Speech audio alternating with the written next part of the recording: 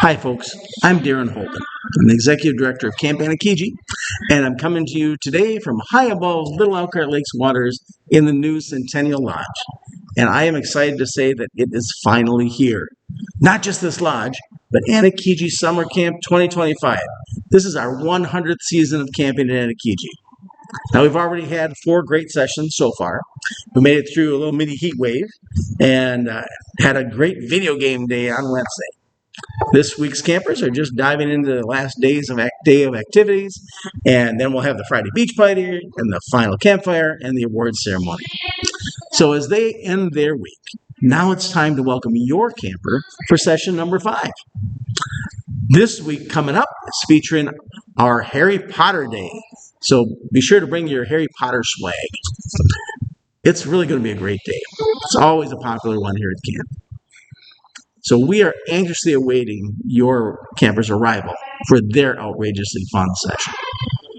Now, if you're a returning camper, you can expect the check-in experience to be very much the same as it was last year, with the addition of a few improvements that are helping to speed up the line on the road when you first arrive.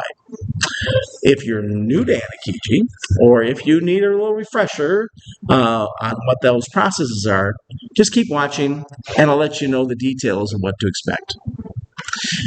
In addition, the recent unfortunate tragedy concerning flooding at the Texas camp has caused many parents to question what our emergency weather plans are.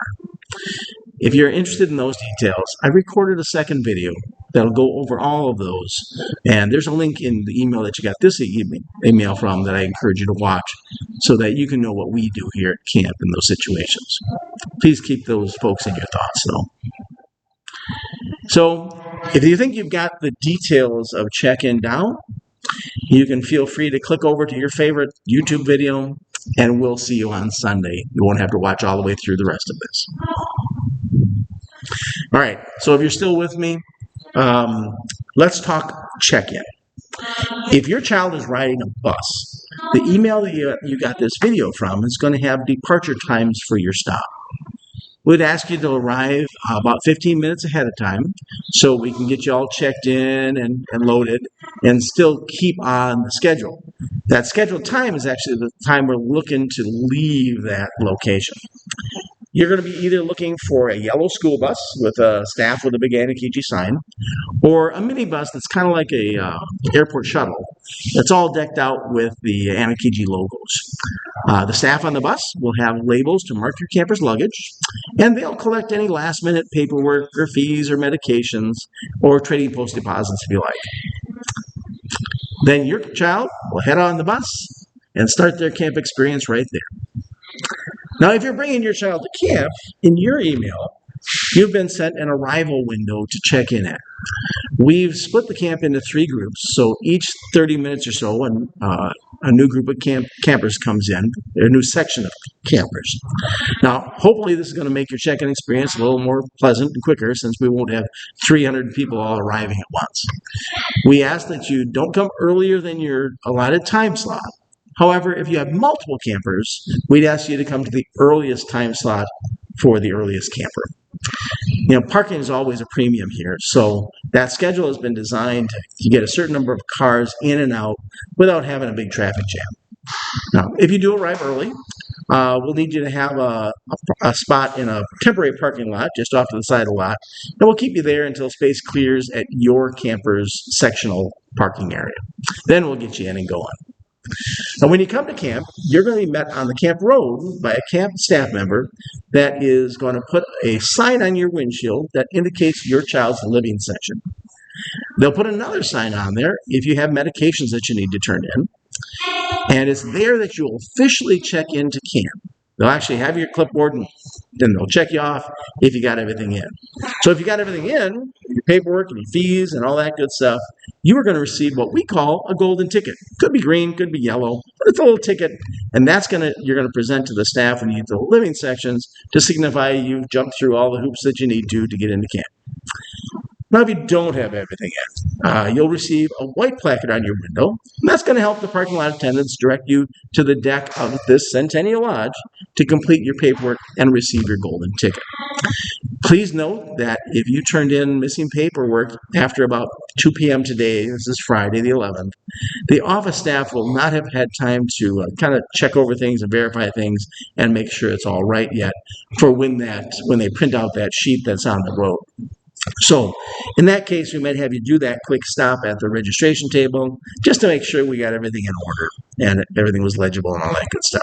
We'll make it really quick, and then they'll give you a golden ticket and send you off to your child's check-in. Now, when you come into the main parking lot, you're going to be directed either to that sectional drop-off area, or if you have medication, that also happens over at Centennial Lodge. The lower level of the lodge has got the nurse's station and the registration station right above. You pull in there, they'll show you where to park. You turn in your medications, talk to the nurses, so make sure that the medications are out of your luggage so it's easy to put in. And we ask you to bring them in their original container with the kids' names on it or the original packaging. We can't allow any pill organizers to be handed out in camp. After you're done with that, you head to your camper's designated parking spot. Now, when you get to that parking area, there's going to be a staff member that's going to direct you, if you want, to a luggage trailer or holding area for the bulk of your child's luggage. And you can use that if you like. On the back of that sign that's on your windshield, you're going to see a map of camp. We're going to ask that you gather your child's bedding and swimwear, so please pack that a little separate. And then you're going to proceed to walk to the living section with those things. The rest of your luggage will follow later as the luggage guys get it moving on the trailers. Now, if you'd like to skip that part and just carry it all yourself, feel free to do that also. At the living section, you'll meet your child's staff. You can exchange any information you'd like. You're going to help set up their bed. And here's the tough part. Then you need to say your goodbyes and load up for a safe ride home. I know that's the toughest part. To alleviate traffic and parking issues and to allow the camp orientation process to get started on time, it's going to be important for parents to make their stay at each section 5 or 10 minutes long, maybe 15, and then head back to your car for a safe ride home.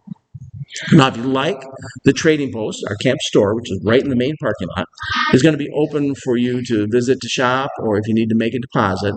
But we do ask that if you choose to go there, that you leave your car parked in that designated parking spot and walk to the trading post. Otherwise, there's just too much congestion around that area in camp.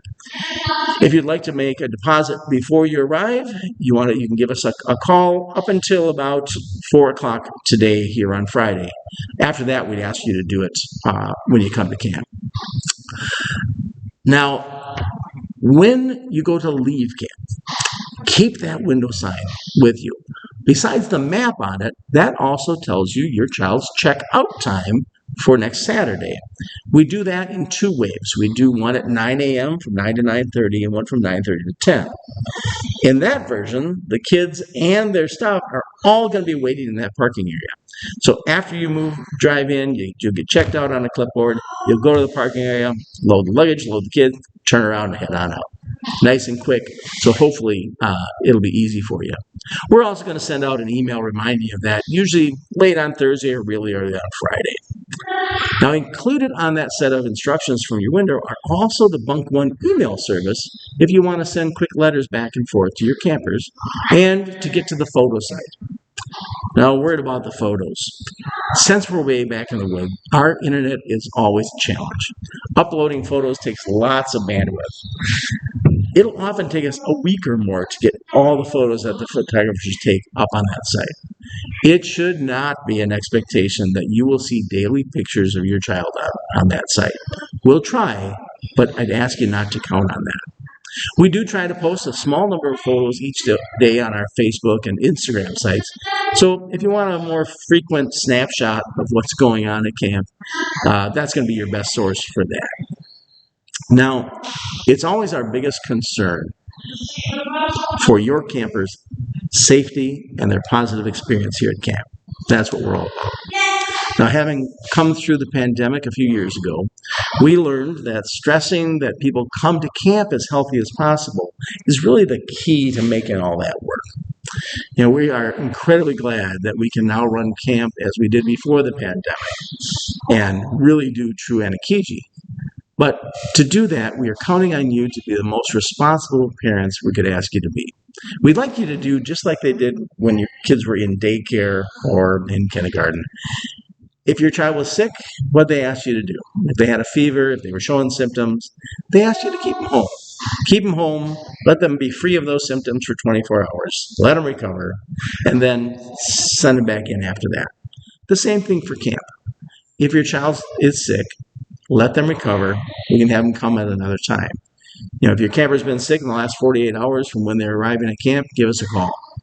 Let us know, and maybe we can arrange something else. Maybe we can have them come later in the week, maybe after a day or so, after the symptoms have passed, or maybe we can slide them into another session later in the summer. Now, that's the only way we can really keep all the campers and staff healthy at camp.